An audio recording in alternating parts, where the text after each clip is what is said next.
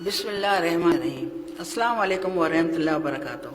6 ستمبر سن 1965 کو بھارت نے ہمارے پاکستان کے لاہور کی طرف اچانک حملہ کیا اور ان کا یہ ارادہ تھا کہ ہم صبح کا ناشتہ جا کے جم خانے لاہور کے جم خانے میں کریں گے، مگر ہماری عسکری فوجوں نے جس بہادری کا مظاہرہ کیا اور ہمارے شہریوں نے جس اظہار یکجہتی کا مظاہرہ کیا، وہ تاریخ کا ایک بے مثال باب ہے جس کو ہماری قوم بالکل نہیں بھلا سکے گی۔ اے راہ حق کے شہیدو، تمہیں قوم سلام کرتی ہے، تمہاری وفا کو سلام کرتے ہیں۔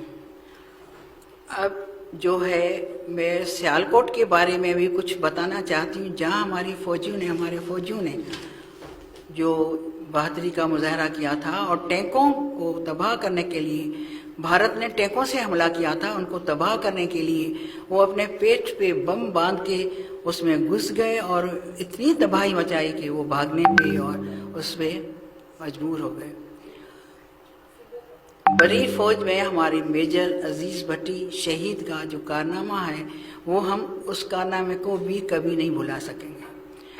ہماری فضائی قوت بہت کم تھی بھارت کے مقابلے میں۔ بھارت کے پاس 929 ہوائی جہاز، جنگی جہاز، ہوا باز تھے، مگر پاکستان کے پاس فقط 230 تھے، جو ان کے مقابلے میں وہ 4 گنا زیادہ تھے۔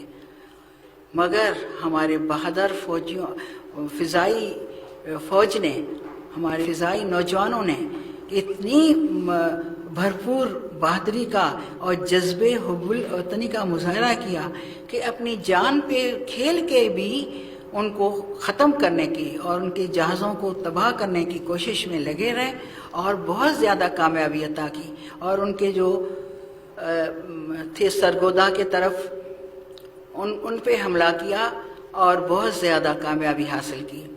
یہ اور بھارت کے جو فضائی تھے وہ مجبور ہو گئے بھاگنے پہ، اور ان کے کتنے جہاز جو بیس پہ کھڑے تھے وہ ہمارے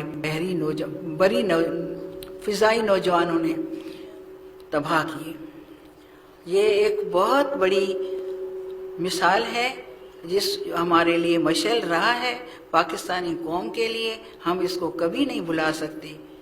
اے راہ حق کے شہیدو، وفا کی تصویر ہو تم۔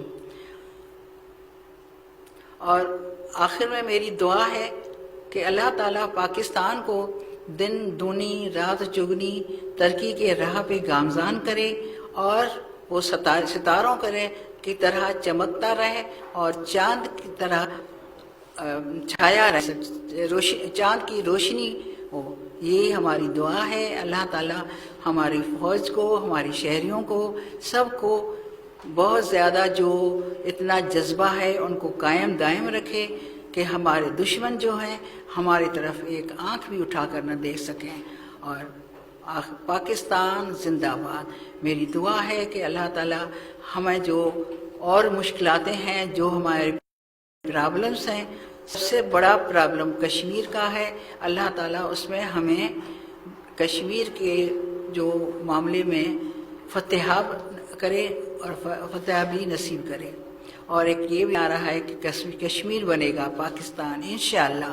پاکستان زندہ باد۔